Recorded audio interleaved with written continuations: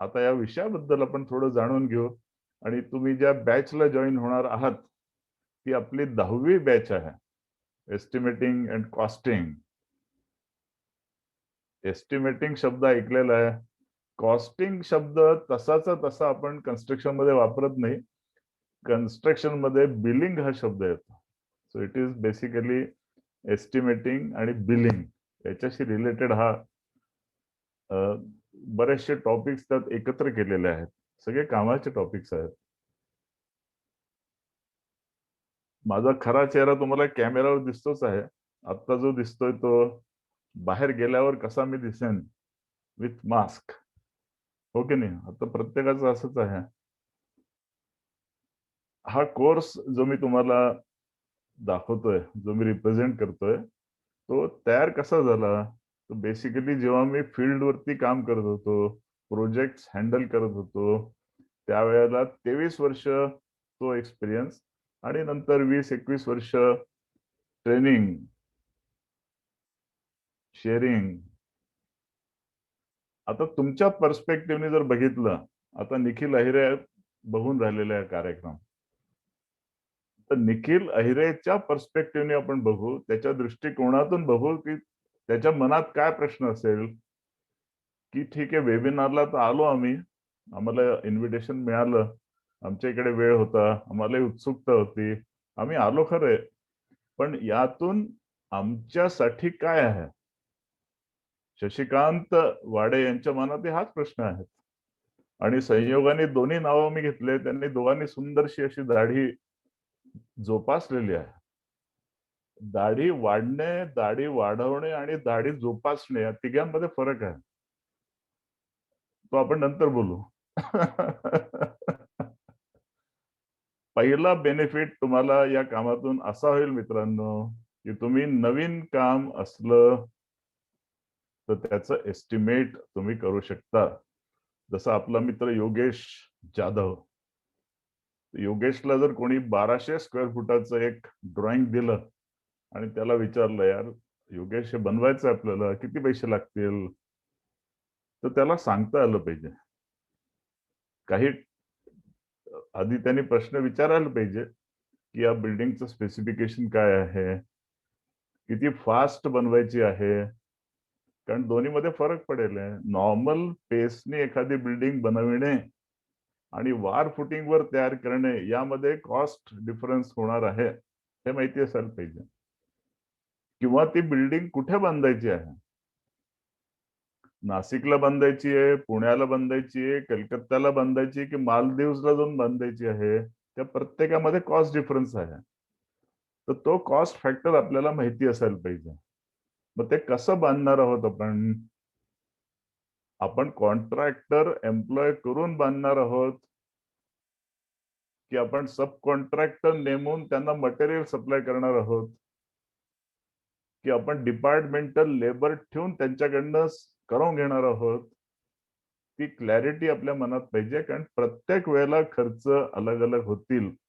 एक अजून फरक पडेल, की शशिकांत हे प्रोजेक्ट घेतलेलं आहे, तो पेमेंट कसं करणार आहे? त्याचं पेमेंट किती चांगलं आहे? शशिकांतनी जर सांगितलं मी शनिवारी पेमेंट देईन रीतीवाल्याला, आणि जर तो शनिवारीच देत असेल किंवा शुक्रवारी फोन करून सांगत असेल की मित्रा तुला शनिवारचं पेमेंट मिळणार नाही, तुला मंगळवारी देतो, तर अशा शशिकांतच्या केसमध्ये डिस्काउंट्स मिळतील. म्हणजे तुम्ही सबकॉन्ट्रॅक्टर्सचं पेमेंट किती टाइमली करता त्याच्यावर डिपेंड करेल की तुम्हाला सबकॉन्ट्रॅक्टर्स किती वाजवी दराने पैसे देतील. हे सगळे आस्पेक्ट्स आहेत अलग अलग. सो पहिला पॉइंट जो तुम्हाला सांगितला, नवीन कामाचं बजेट म्हणजे डिटेल्ड एस्टिमेट किंवा प्रिलिमिनरी एस्टिमेट. पटकन विचारलं कोणी चहा पिता पिता किती पैसे लागतील, तर तो चहाचा कप समोरच्याचं संपेपर्यंत आपल्याला प्रिलिमिनरी एस्टिमेट देता आलं पाहिजे, which is by thumb rule. हा पहिला ऍडव्हान्टेज. पण कोणी म्हणालं नाही मला डिटेल्ड एस्टिमेट काढून दे, त्याच्या आधारावरती मी टेंडर फ्लोट करतो, तर मग डिटेल्ड एस्टिमेट काढायला लागेल, त्याला वेळ लागेल. तर ते तुम्ही काढायचं स्किल तुमच्यामध्ये विकसित करणार आहात. दुसरी महत्वाची गोष्ट आहे, साईटवर तुम्ही बिल तयार करू शकाल. आता बिलाचे 2 भाग असतात. एक बिल तयार करणे आणि बिल चेक करणे. तुम्ही कुठल्या पोझिशनला काम करत आहात साईटवरती, त्यावरनं तुम्ही बिल तयार करता आहात की बिल चेक करता आहात. कदाचित एकच व्यक्ती बिल तयारी करेल आणि चेकही करेल. कसा? जर मी क्लायंटकडे कामाला असेन, तर माझ्याकडे जो कॉन्ट्रॅक्टर आहे, तो मला बिल बनवून देईल. ते बिल मला चेक करून, व्हेरिफाय करून, सर्टिफाय करून पुढे पाठवायचं आहे. पण समजा मी स्वतः सब कॉन्ट्रॅक्टर असेन, तर ते आरसीसीचा असेन, ब्रिकवर्कचा असेन, प्लास्टरचा असेन, तर ते बिल मला तयार करून माझ्या क्लायंटला प्रस्तुत करावं लागेल. म्हणून हे 2 आणि 3 बिल तयार करू शकाल, बिल चेक करू शकाल. हे दोन्ही तुमच्या अंगी क्षमता विकसित होईल. 4 नंबर ड्रॉइंगवरनं तुम्हाला बिल ऑफ क्वांटिटीज काढता यायला हवी. ड्रॉइंग समोर असलं तर तुम्हाला सांगता आलं पाहिजे, याच्यात आरसीसी M20 200 क्युबिक मीटर लागणार आहे. ते जे स्किल आहे, ते स्किल या कोर्स मधून डेव्हलप होईल. आणि त्याच बीओक्यू मधून एक स्टेप पुढे गेलो तर मटेरियल कॉन्स्टंट्सच्या आधारे तुम्हाला मटेरियल क्वांटिटीज देखील काढता आला पाहिजे.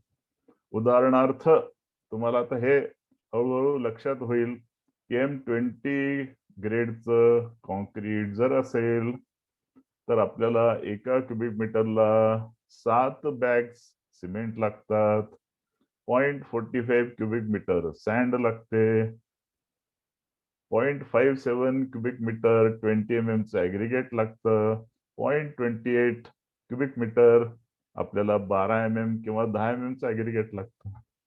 दिस इज कॉल्ड मटेरियल कॉन्स्टंट्स. आणि हे आपल्याला माहिती पडणार आहे. तो चार्ट कसा बघायचा SSR मधून ते आपण बघणार आहोत. याच्या पॅरलली अजून काही गोष्टी होतील. एक तर तुम्हाला सर्व युनिट्स मध्ये काम करायचा अभ्यास होईल. सर्व युनिट्स म्हणजे काय? ब्रिटिश आणि मॅट्रिक. तुम्हाला माहिती आहे की आपण कन्स्ट्रक्शन मधली लोक, आपण दोन्ही युनिट्स मध्ये काम करतो. आपल्याकडे जे ड्रॉइंग येतं ते आपल्याला मिलीमीटर, सेंटीमीटर, मीटर मध्ये मिळालेलं असतं. जेव्हा क्वांटिटीज आपण वर्कआउट करतो तेव्हा ती क्युबिक मीटर मध्ये येते. पण प्रत्यक्षात जेव्हा आपण मटेरियल सप्लायर्स कडनं माल घेतो, मग ते रेती असेल, खडी असेल किंवा लाल माती असेल गार्डनिंगसाठी, ती आपण कशात घेतो? ब्रासमध्ये. म्हणजे आपल्याला या दोन्ही युनिट्स माहिती पाहिजे. जेव्हा तुम्ही तुमच्या मेन क्लायंटला बिल बनवून द्याल, तेव्हा तुम्ही लिहाल एवढे स्क्वेअर मीटर 20 चं प्लास्टर झालं, सँडफेस प्लास्टर. पण जेव्हा तुमचा सब कॉन्ट्रॅक्टर तुम्हाला बिल देईल, तेव्हा तो ब्रासमध्ये देईल. म्हणून तुम्हाला brass square metre, brass cubic foot हे कन्व्हर्शन माहिती पाहिजे. या निमित्ताने तुम्ही SSR चा अभ्यास कराल. What is SSR? State schedule of rates.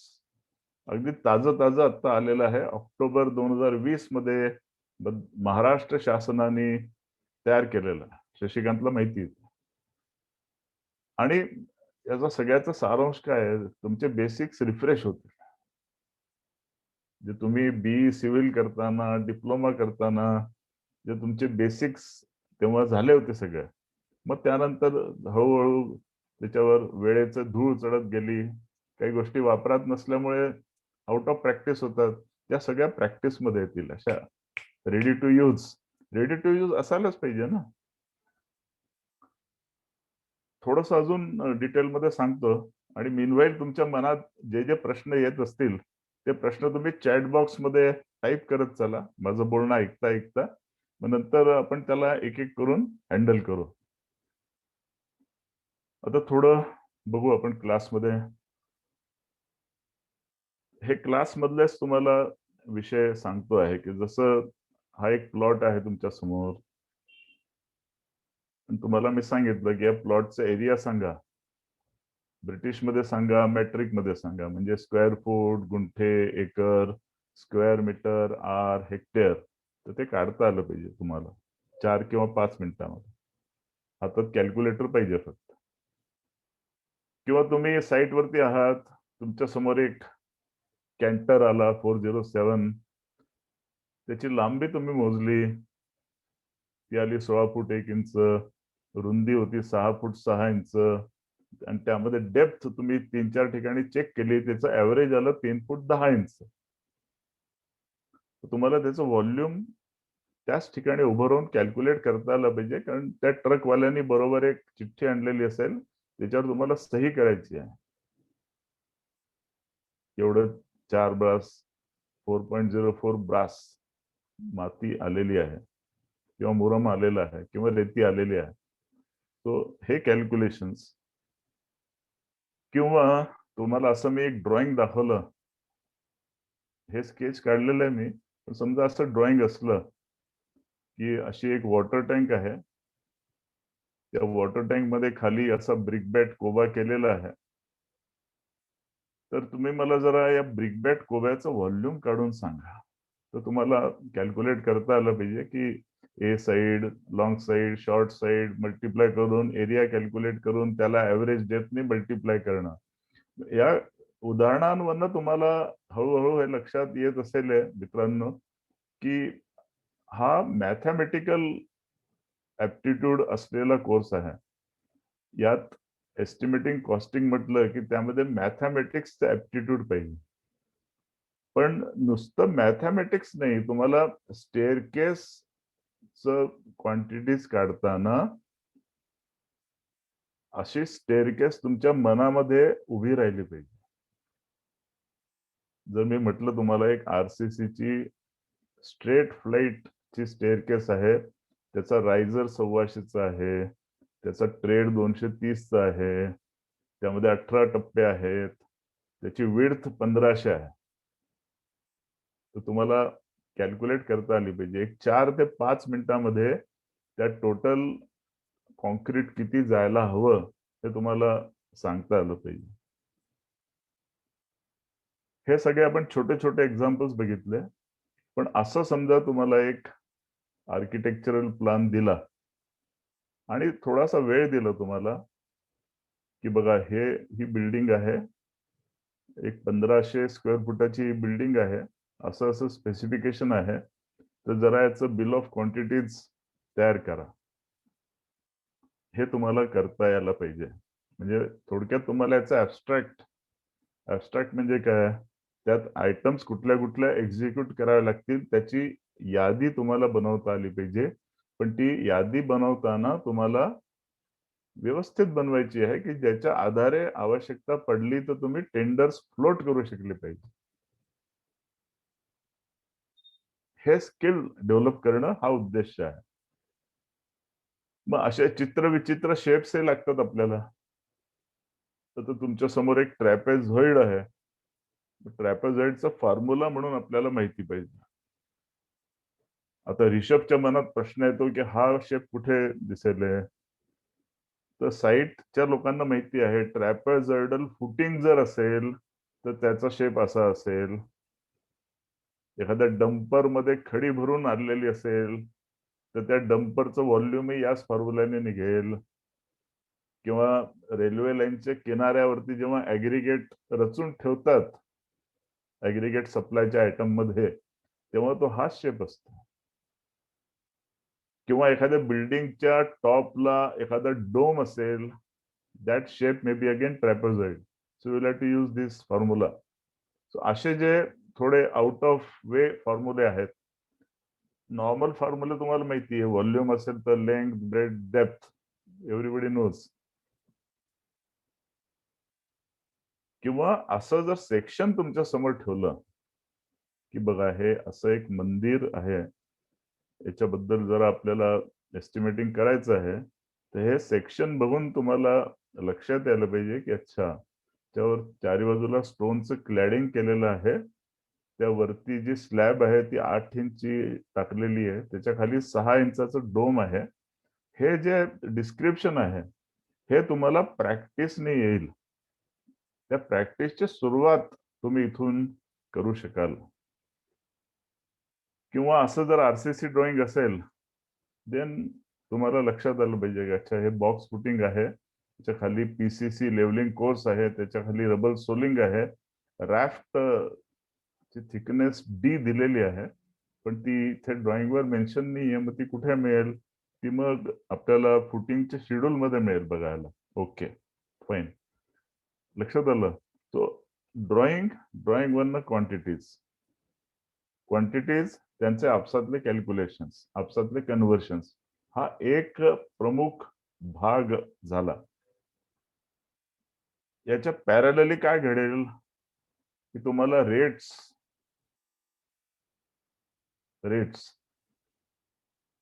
अर्थात मी त्या रेट्सला सुरुवात करून देऊ शकेन की हे साधारण या ठिकाणचे असे रेट्स आहेत. पण तुम्ही ज्या ठिकाणी आहात, तुम्ही नांदगावला आहात, मालेगावला आहात, चाळीसगावला आहात, पुण्याला आहात, धुळ्याला आहात की बेंगलोरला आहात, त्या ठिकाणचे रेट्स मित्रांनो तुम्हाला कलेक्ट करून ते कंपाईल करावे लागणार आहेत. अशा पद्धतीने हे क्लास मधल्या एका स्टुडंटनी एक्सेल शीट वरती कंपाईल केलेले सर्व बिल्डिंग मटेरियलचे रेट्स आहेत. ओपीसी, पीपीसी, त्यानंतर खाली स्टील रिन्फोर्समेंट स्टील 8 mm पासून 25 mm पर्यंत, त्यानंतर sand, aggregate, binding wire, red clay bricks आणि एएसी ब्लॉक्स. हे पटकन सगळ्या साईटवर लागणारे मटेरियल्स हे प्रत्यक्षात तुम्हाला तुमच्या लोकॅलिटीवरले रेट्स जाऊन आणायचे आहेत. आणि याच्या जोडीला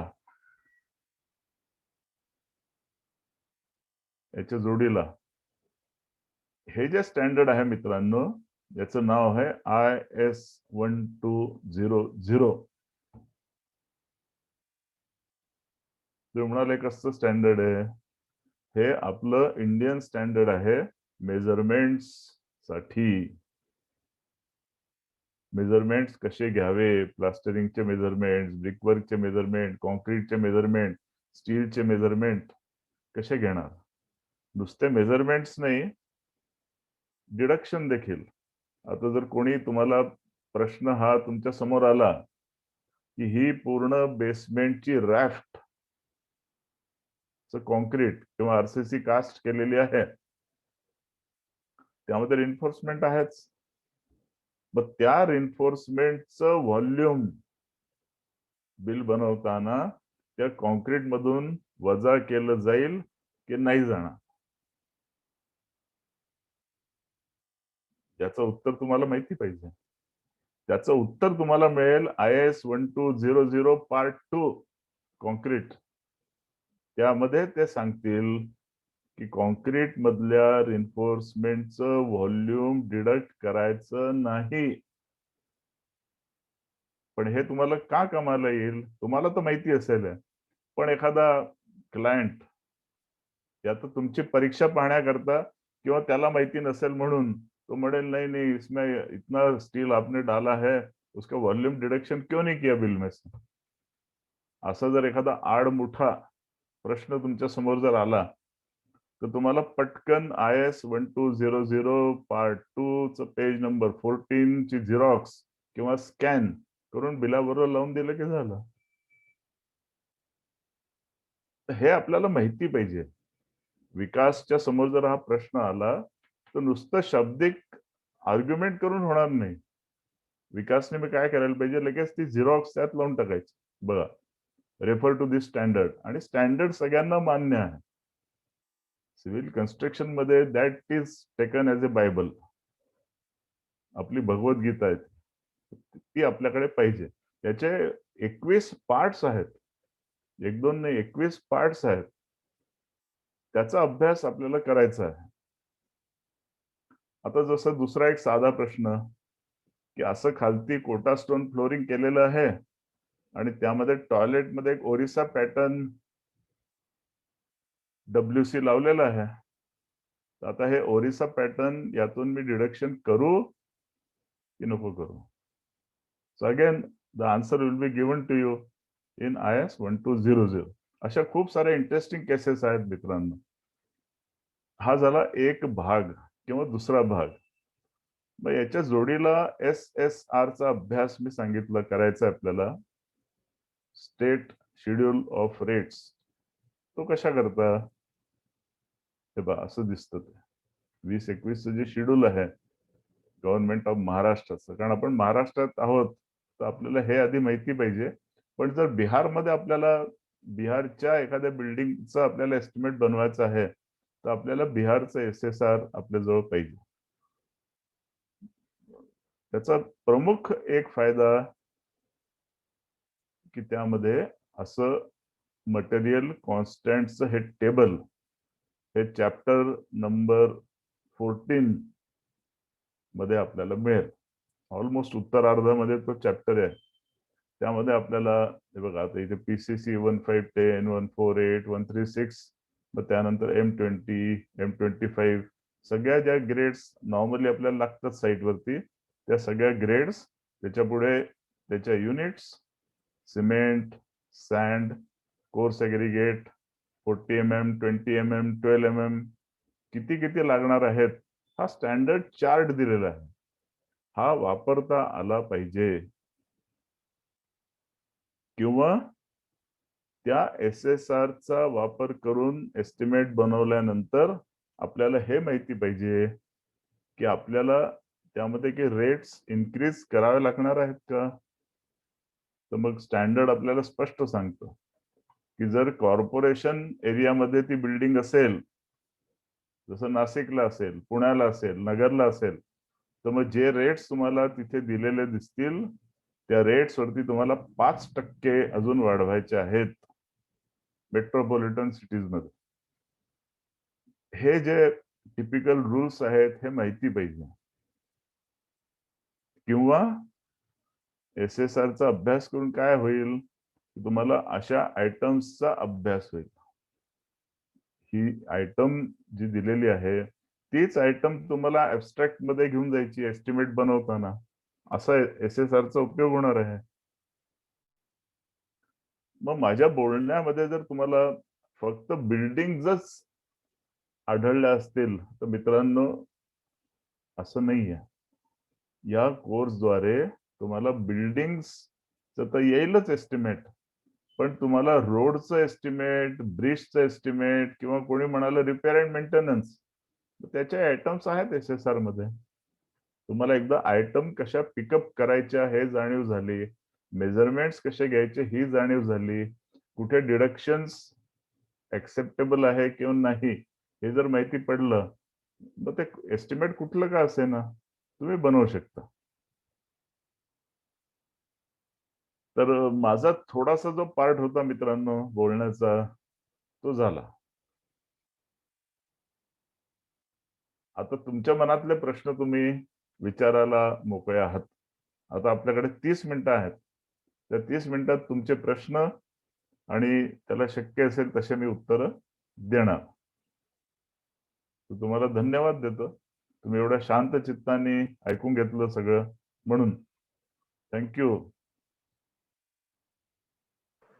yes Shriram. Yes sir, thank you. Thank you sir. आणि आता बऱ्याच लोकांचे एक चॅट बॉक्स मध्ये क्वेश्चन्स आहे, so I will start covering the questions.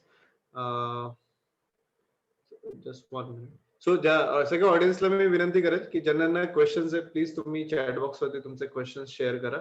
So आम्ही तुमचे सगळे क्वेश्चन्स वाचू आणि कव्हर करूयात. त्याच्या आधी आपल्यासोबत आपले 5 पार्टिसिपंट करण चव्हाण जॉईन झालेले आहेत, ज्यांनी रिसेंटली आपला कोर्स कम्प्लीट केला होता estimating कॉस्टिंगचा.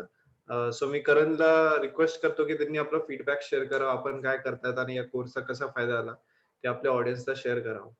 Yes, over to you Karan. Unmute करा please. Yes, good evening madam. Good evening sir. मी करण चव्हाण. मी नाशिकवरनं जॉईन झालोय. मी लास्ट मंथ हा कोर्स केलेला एस्टिमेटिंग अँड कॉस्टिंगचा. कोर्स खूप सुंदर होता. एस्टिमेटिंगचे सर्व जे काही बारक ते सरांनी एकदम व्यवस्थित शिकवले.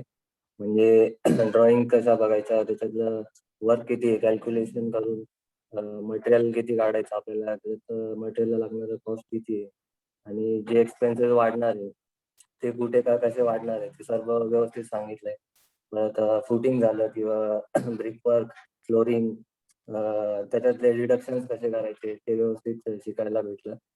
प्लस याचा फायदा असा झाला कोर्सचा की आपण कुठे जर एखादा टेंडर भरत असेल तर त्याचं व्यवस्थित एस्टिमेट करून ते टेंडर भरायला व्यवस्थित फायदा होऊ राहिला. प्लस ऑन साईट जेव्हा आपण काम करतोय तेव्हा समजा माझं उद्या फुटिंगचं काम आहे तर किती काम आहे, मला उद्या मटेरियल किती लागणार त्याच्यासाठी, ते पण मला आजच पटकन काढून ते व्यवस्थित मटेरियल प्रोक्युरमेंटला व्यवस्थित जाते. आणि सरांचं सांगायचं झालं तर व्यवस्थित सगळे प्रश्न सरांनी सोडवले. प्लस जे काही त्यांच्याकडे मटेरियल अवेलेबल होते जे SSR वगैरे किंवा IS कोड्स वगैरे ते सर्व टाइम टू टाइम आम्हाला देत राहिले आणि प्रत्येक प्रश्नांचं सरांनी व्यवस्थित समाधान करून दिलं. Thank you so much Karan for feedback. आणि वी आर रिअली प्राऊड की तुम्हाला एवढा चांगला तुम्हाला फायदा होतोय त्याचा. 100% फायदा होतो. Right, sure. Thank you for joining, Karan. Thank you. So, Thanks. yeah, I'll start covering the questions. So, first question असा आहे की difference between completed rates and labor rates in SSR. आणि आपण कधी यूज करायला पाहिजे आणि कसं यूज करायला पाहिजे. आता या प्रश्नाचं उत्तर, प्रश्न छान आहे, अगदी सोपं आहे. SSR मध्ये तुम्ही उघडून बघितलं ना तर लास्ट जो कॉलम असतो उजव्या बाजूचा that gives you labour component, त्याच्या आधीचा जो कॉलम असतो that gives you material component. तो मटेरियल विथ मटेरियल रेट जे आहे ते पहिला येतात. That gives you total item rate. RCC M20 मध्ये material, wastage, labour, tools and plants, water and electricity, कॉन्ट्रॅक्टरचे ओव्हरहेड्स, कॉन्ट्रॅक्टरचं प्रॉफिट, एवढं सगळं मिळून विदाउट GST किती रेट येणार आहे तो रेट SSR मध्ये तुम्हाला मिळेल. त्याच्या पुढच्या कॉलम मध्ये लिहिलेलं असणार लेबर रेट. आता तुम्ही म्हणाले कुठे कुठला वापरायचा, अगदी क्लिअर आहे. जर तुम्हाला काम टर्नकी बेसिस वरती कोणी सांगितलेलं आहे की आम्हाला विथ मटेरियल काम सांगा किती पैसे लागतील, तर पहिल्या कॉलम मधलं घ्यायचं. कोणी जर म्हणालं की असं करा, मटेरियल सगळं आम्ही तुम्हाला प्रोव्हाइड करतो, cement, sand, aggregate, brick, AAC block, steel, we provide you everything, तुम्ही फक्त लेबरचे पैसे सांगा, काही नाही. सेकंड कॉलम मधला रेट बघायचा किती आहे, तो रेट तिथे ऑफर करायचा. हे सोपं आहे अगदी काम. Got it? Right sir, okay, thank you. पुढचा क्वेश्चन असा आहे की जास्त इझी काय आहे, म्हणजे what is easy method to calculate estimation and quantity, म्हणजे मॅन्युअल और सॉफ्टवेअर बेस्ड? माझ्या मते, माझं जर खरंच मत विचारलं ना तर there is nothing like a easy method. एकच मिनिट थांबा तुम्ही प्लीज. प्रश्नकर्त्याला निवेदन आहे की त्यांनी 1 मिनिट थांबावं. श्री स्वामी समर्थ, मला जरा एक शेअरिंग करू द्या तुम्ही प्लीज. तो मगाचा जो माझा मित्र होता प्रश्नकर्ता, त्याला मला काहीतरी दाखवायची इच्छा आहे. हे बघ, मगाचा प्रश्नकर्ता, तुझं काय नाव मला माहिती नाही. हे बघ मित्र, तुला एक शीट दिसतेय का? हा, दिसतंय ना इथे. हे जे एक्सेल शीट आहे मित्रा, या एक्सेल शीट मध्ये जर इथे बघितलं, याच्यात SSR चा आयटम नंबर आहे. हे SSRच मी एक्सेल रूपात दाखवलेलं आहे, त्याचा रेफरन्स नंबर दिलेला आहे. इथे ती आयटम आहे ज्याला आपण म्हणतो ब्रीफ डिस्क्रिप्शन ऑफ आयटम. त्याच्या पुढे ऍडिशनल स्पेसिफिकेशनचा कॉलम आहे, त्याच्या पुढे स्क्वेअर मीटर्सचा कॉलम आहे, आणि हे दोन रेट आता आपल्या चर्चेत जे आले ते दाखवायकरता हे शीट ओपन केले. सर त्यालाच लागून अजून एक क्वेश्चन आहे की how to take rates from SSR for actual estimation. हो, तेच that is the subject of this course. That is the main topic of this course, की how to pick up these items. Abstract sheet कशी तयार करायची, तेच मी सांगतोय.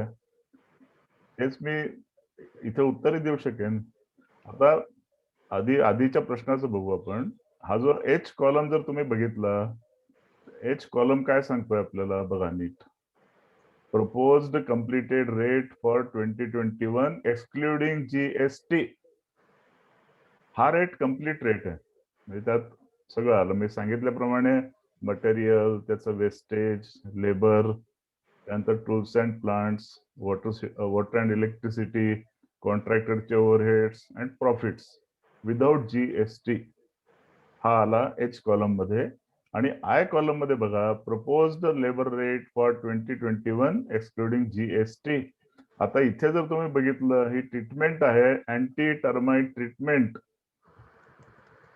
तुमच्या फायलींना, कागदांना, कपड्यांना पांढऱ्या उदयी लागू नाही, व्हाईट अँड्स लागू नाही, म्हणून आपण प्लिंथच्या वेळेला एक ट्रीटमेंट करतो.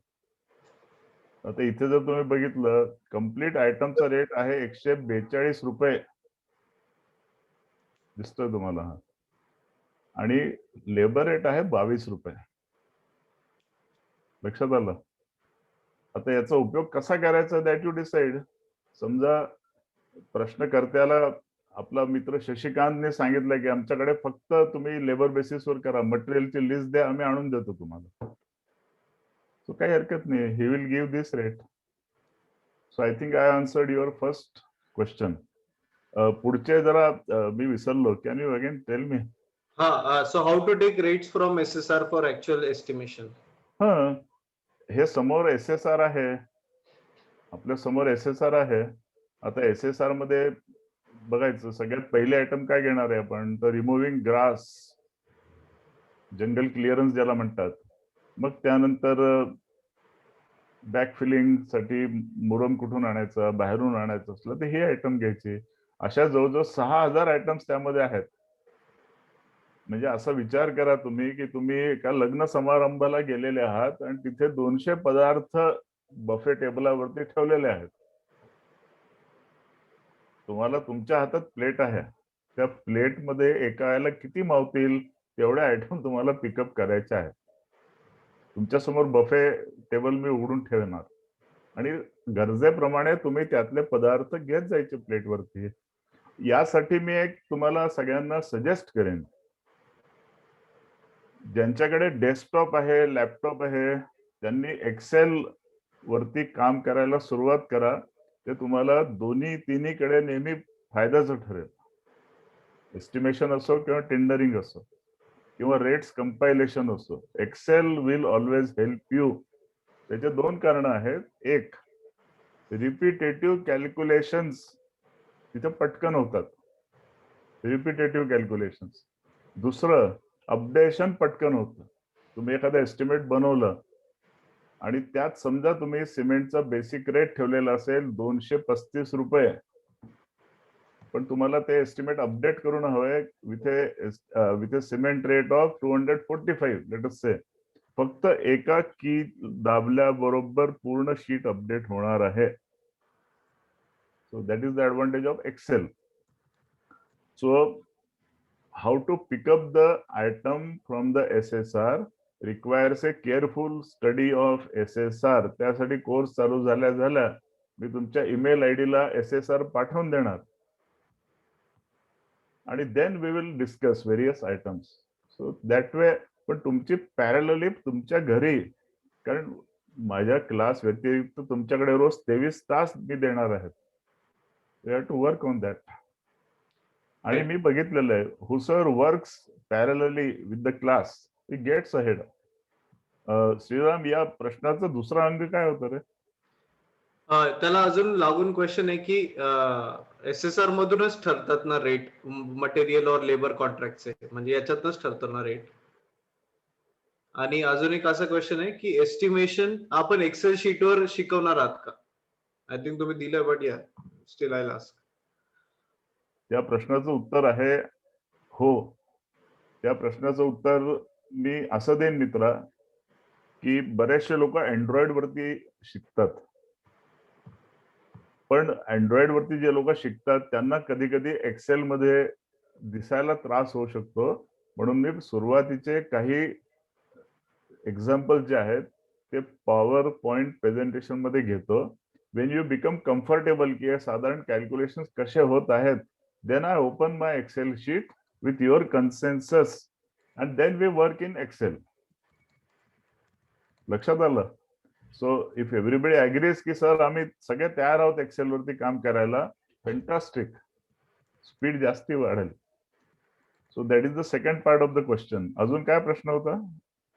नाही, आय थिंक तोच होता की म्हणजे एसएसआर मधूनच ठरतात ना रेट असं. हा, yes. That gives you a basic foundation document. Right. Okay. पुढचा क्वेश्चन असा आहे की built up area for RCC work आणि brick work should be taken same for billing of both work or not. Sorry, come again. म्हणजे built up area आणि हा. Brick work, built up area for RCC work हा, आणि brick work हे billing साठी same म्हणजे याचं billing same प्रकारे होतं का वेगवेगळ्या प्रकारे होतं?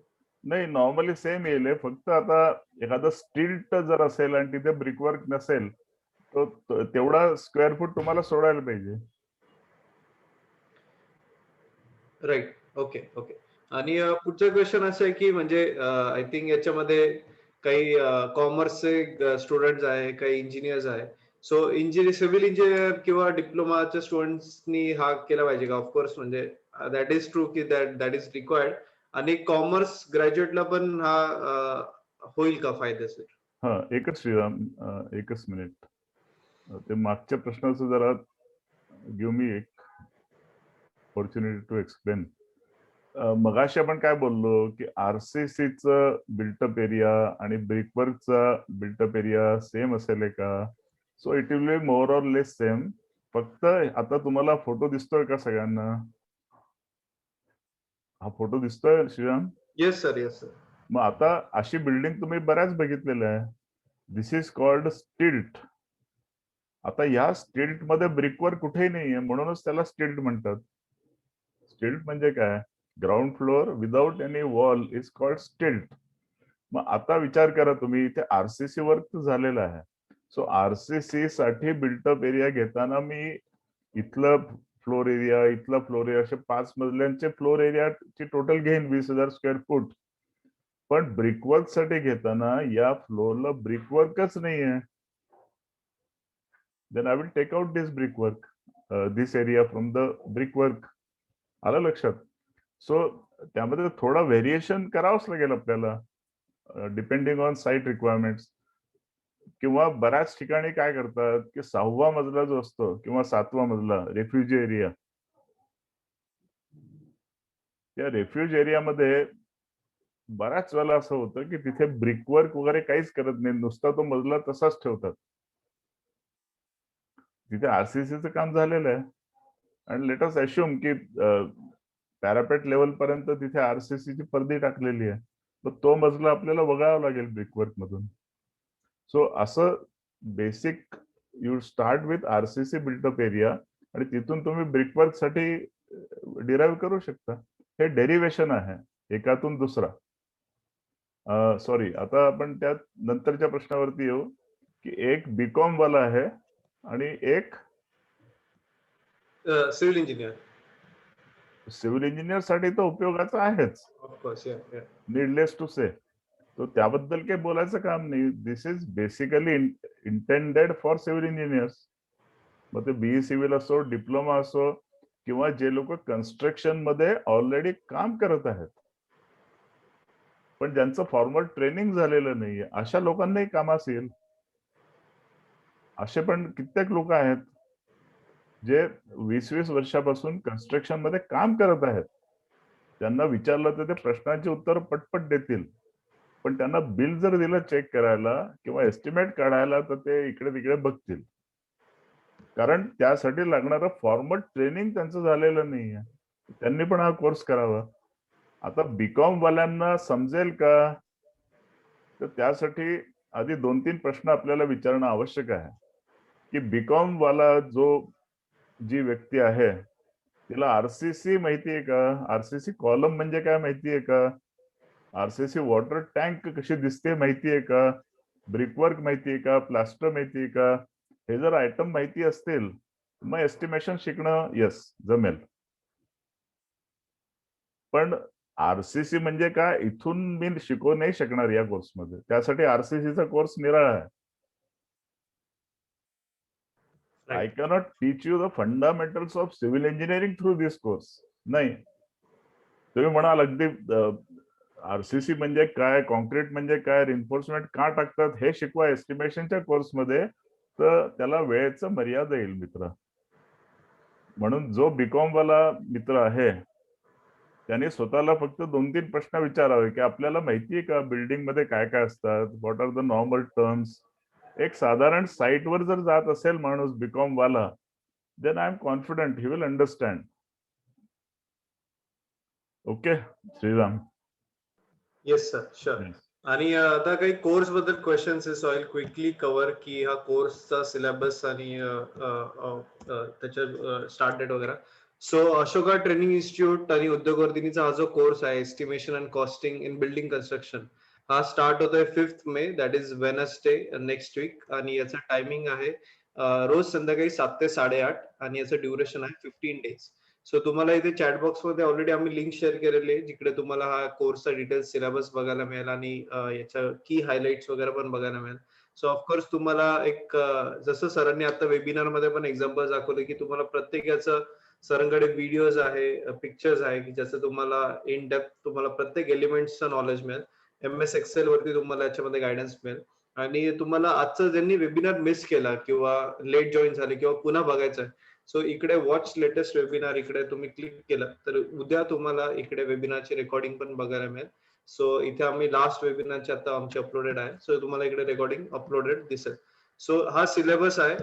सो याच्यामध्ये सगळ्यात आधी मेजरमेंट, मेन्सुरेशन, कन्व्हर्जन, फॉर्म्युली आणि शेप्स याच्यावरती आम्ही गायडन्स करणार आहे. सो काय काय मेट्रिक सिस्टीम्स आहे, ब्रिटिश सिस्टीम आहे, मग त्याचे कन्व्हर्जन कसे करायचे. बऱ्याचशा लोकांना ब्रिटिश सिस्टम टू मेट्रिक, मग फूट असेल, फूट टू मीटर किंवा brass to square feet, cubic feet, असे बरेच लोकांना इश्यूज असतात. So will cover from that, will start from that. मग एका ट्रकचं, डंपरचं मेजरमेंट कसं काढायचं, वेगवेगळे प्लास्टर, फ्लोरिंग याचं मेजरमेंट कसं काढायचं, व्हॉल्यूम कसं करायचं, numerical aspects, numerical on aspects 1.1 to 1.7.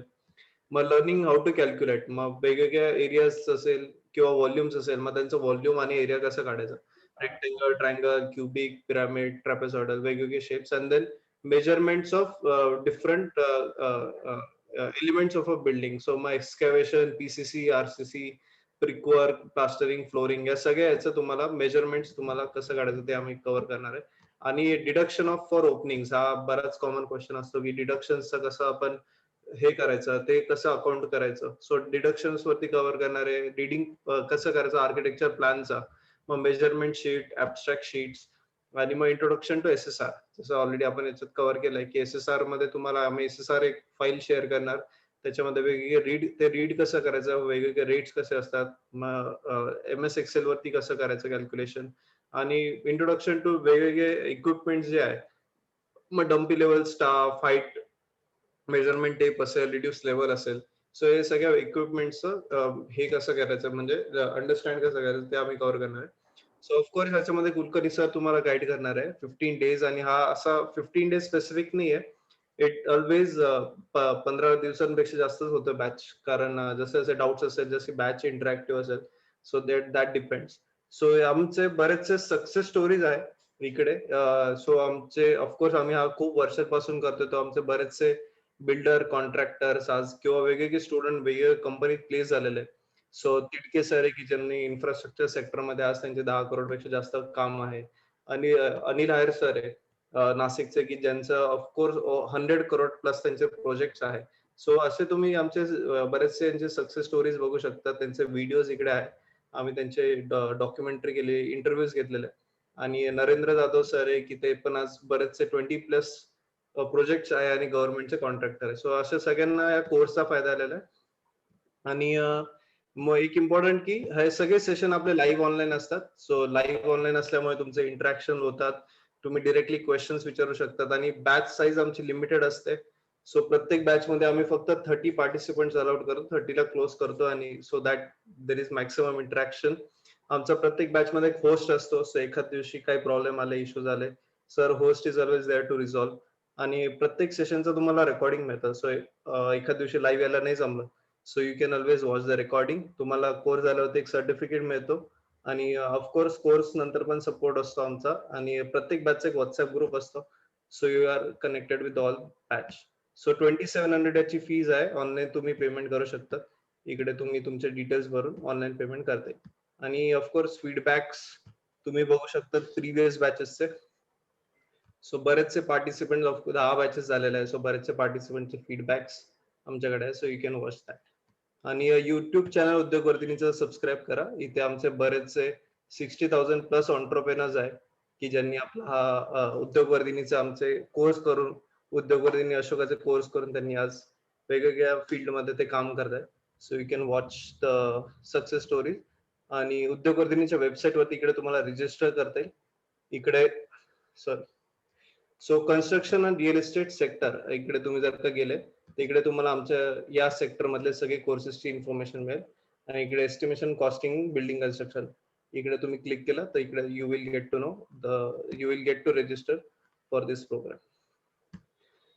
Okay, so आता मी फर्दर बरेचसे क्वेश्चन्स आहे. So I will cover that. 1 second. Okay, so fees बद्दल माहिती द्या. I think I have already covered की 2700 याची फीज आहे आणि चॅट बॉक्स मध्ये तुम्हाला लिंक टाकलेली आहे. नेक्स्ट क्वेश्चन असा आहे की गव्हर्नमेंट ऑडिटर ला काय फायदा होऊ शकतो या कोर्सचा आणि सिव्हिल ड्राफ्ट्समन यांना काय फायदा होऊ शकतो, असं क्वेश्चन. आता गव्हर्नमेंट ऑडिटर शब्दाने आपल्याला काहीच समजत नाही. ऑडिटर तो कुठला ऑडिटर आहे? Is he a financial auditor? Is he a tax auditor?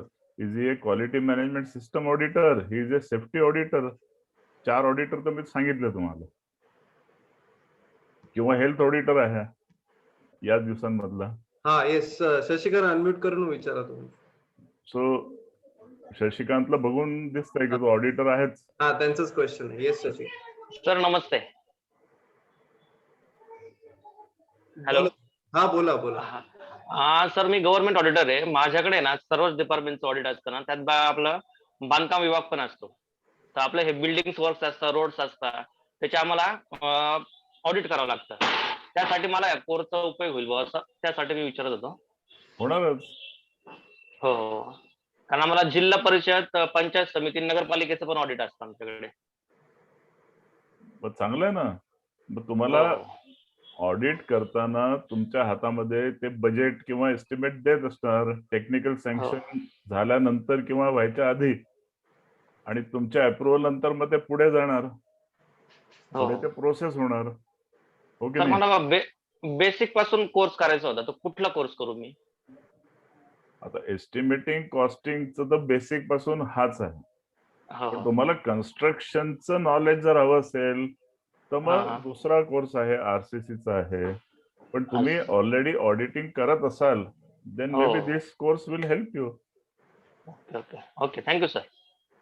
Yes, most welcome.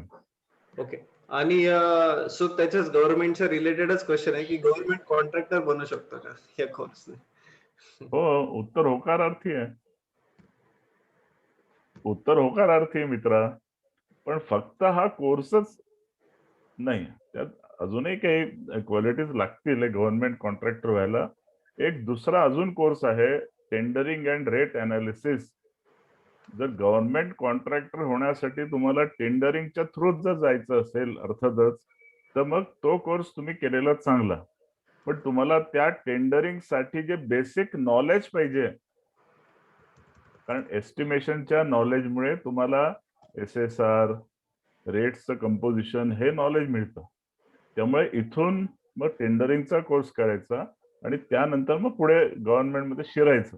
असा तो मार्ग आहे 2 टप्प्यांमधला. चांगला आहे. Right yes.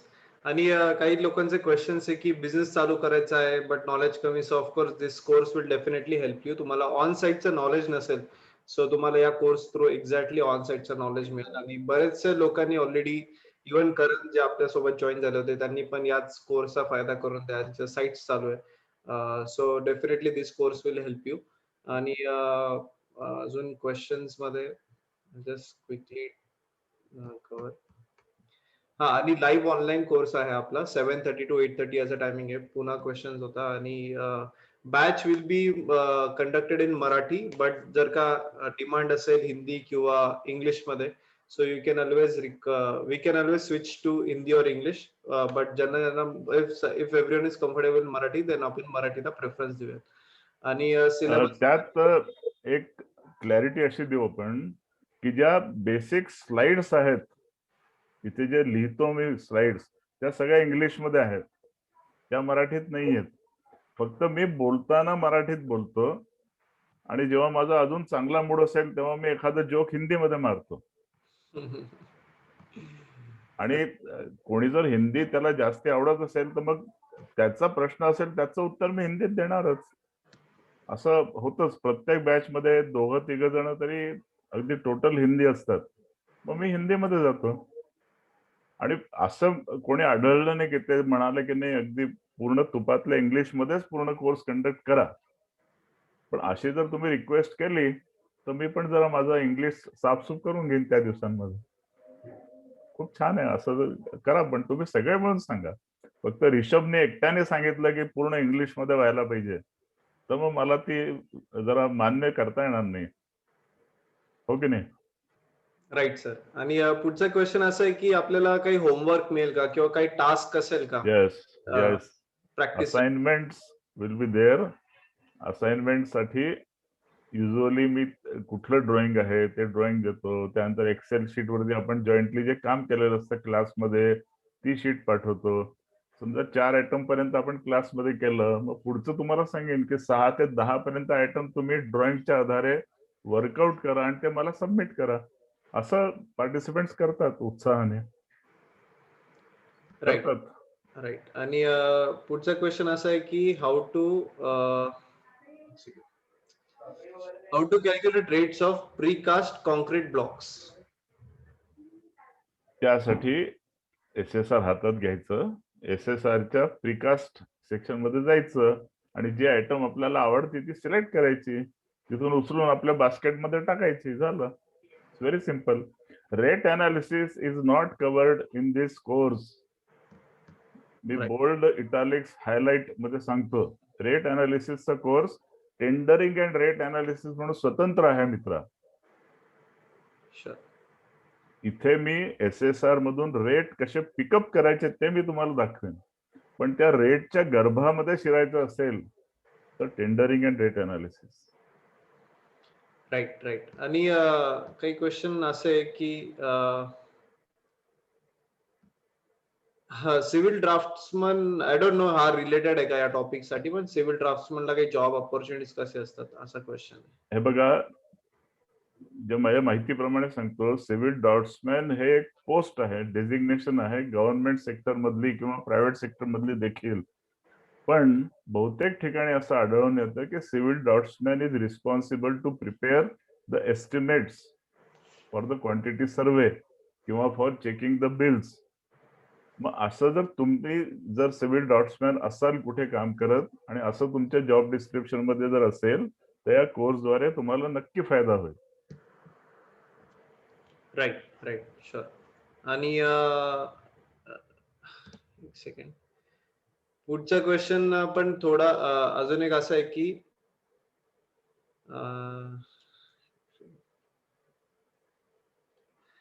सो क्वेश्चन असं आहे की आपण प्लॅन रीडिंग करून प्लॅन मधून आपण याच्यात क्वांटिटीज कॅल्क्युलेट करू शकतो का? हो, अर्थातच. कवर्ड. राईट. मला वाटतं आपण बोललोय ते सुरुवातीला ना. राईट. ओके.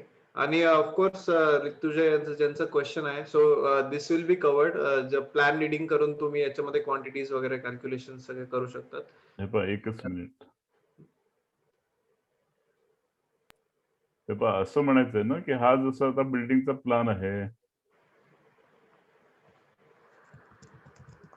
आता हा समजा याला आपण मोठा केला, दिस इज 200.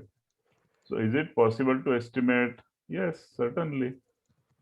इथून आपल्याला या ब्रिकवर्कची लांबी कळेल, या ब्रिकवर्कची लांबी कळेल.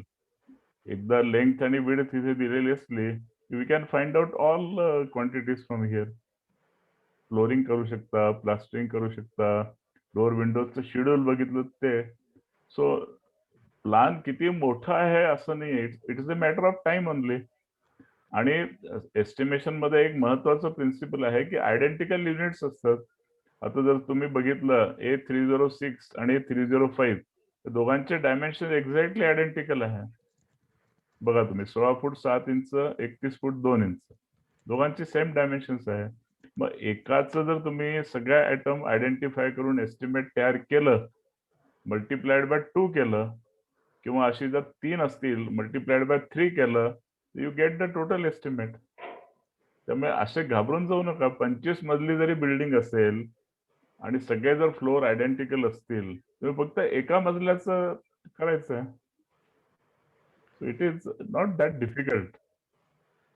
Right, sure. आणि शेवटचे आता 1-2 क्वेश्चन्स कव्हर करूयात. सो आपण हे जे टॉपिक कव्हर करणार आहे, हे इन्फ्रा आणि रिअल इस्टेट दोन्हीकडे ऍप्लिकेबल होऊ शकतं का? येस. Okay, right. आणि पुढचा क्वेश्चन असा आहे की साईट इंजिनियर साठी हा कोर्स किती युजफुल आहे, म्हणजे त्यांना करिअरला कसं ऍडव्हान्समेंट मिळेल या कोर्स थ्रू?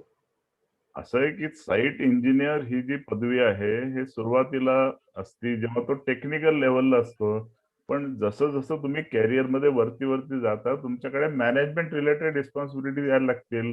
मग एक 4 वर्षांनी, 5 वर्षांनी when you become project manager, there will be people reporting to you, जे साईट इंजिनियर असतील आणि जे क्वांटिटी सर्वेअरही असतील. तर तुम्हाला क्वांटिटी सर्वेचं जर इन डेप्थ नॉलेज असेल, तर तुम्ही त्या लोकांकडनं काम करून घेऊ शकता. तुम्हाला 4 वर्षांनी कदाचित स्वतः एस्टिमेट बनवावं लागणार नाही, पण एस्टिमेट कशाशी खातात हे जर तुम्हाला कळलं, तर तो बंडू तुम्हाला येड्यात काढतोय की नाही हे तर कळेल ना. You must know the tricks of estimation, मित्रा. Right, sure sir. Yes, I think आपण सगळे क्वेश्चन्स कव्हर केलेले. So thank you everyone, all audience, for wonderful questions. I think आजची ऑडियन्स खूप इंटरॅक्टिव्ह होते आणि we almost took half an hour for Q&A. So thank you all for wonderful questions. Of course हा webinar असल्यामुळे we can't take all of your questions. आपण एक limited time असतो, that's why course त्याच्यासाठीच आहे की 15 डेज तुम्ही आमच्यासोबत डेली असाल आणि तुमचा लिमिटेड ऑडियन्स असते. So you can always interact, unmute and ask किंवा चॅट बॉक्स मध्ये you can always ask your questions. आणि it will be a great audience. सगळे लाईक माइंडेड लोक जॉईन होतात कोर्स मध्ये आणि तुमचे सगळे क्वेरीज वगैरे क्लिअर होतील. ज्यांना ऑफकोर्स अजूनही क्वेश्चन्स असेल, म्हणजे सिलेबसचे काही क्वेश्चन्स होते, तर तुम्हाला लिंक ऑलरेडी शेअर केलेली आहे. इकडे लिंक मध्ये तुम्हाला हा सिलेबस डिटेल मध्ये बघायला मिळेल. वेगवेगळे टॉपिक्स वरती आहे. मग it start from measurements to SSR, Excel sheet वगैरे. आणि तुम्हाला ऑनलाईन रजिस्ट्रेशन करता येईल. याची 2700 फीज आहे आणि तुम्हाला इथे डिटेल्स फिलअप करून तुम्ही ऑनलाईन फीज पेमेंट करता. So yes, thank you all audience. आणि first of all thank you so much Kulkarni sir for wonderful guidance. आणि of course special thanks to Karan Chavan असो की त्यांनी आले आणि फीडबॅक शेअर केला. सो ज्यांना कोर्स करायचा आहे, वेनसडे पासून चालू होतोय आणि याचं टायमिंग रोज संध्याकाळी 7:30 ते 8:30 हाच टायमिंग असेल. म्हणजे जो वेबिनारचा टायमिंग होता 7:30 to 8:30 डेली लाईव्ह असतो. आणि लॉकडाऊनचा चांगला वापर करा. It will be a great knowledge for you आणि करिअर ऍडव्हान्समेंट मध्ये. 5th May 7:30 to 8:30. So thank you all audience for joining us live आणि wish you all a good night. Thank you. Bye. Thank you Shriram, thank you so much. Bye bye. Yes, bye sir.